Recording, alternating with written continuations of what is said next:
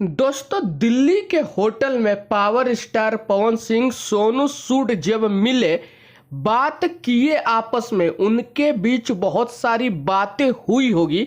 लेकिन दोस्तों, मजाक मजाक में अगर सोनू सूद ने पवन सिंह से पूछ दिया होगा कि पवन सिंह एक बात बताओ, तुम्हारे भोजपुरी में मसूरी फ्लॉप स्टार एड स्टार कौन है, तो पावर स्टार पवन सिंह का रिएक्शन क्या होगा। पावर स्टार पवन सिंह एक पल के लिए बोले होंगे कि बलिया ब्रो आपको बता दिया होगा सोनू भाई।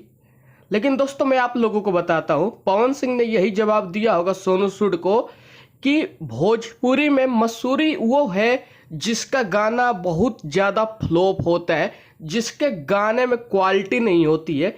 फ्लॉप स्टार रेड स्टार वही है भोजपुरी में जिसके गाने दर्शक सुनना नहीं चाहते हैं और उसके गाने पे व्यू मेरे गाने के मुकाबले कम आता है।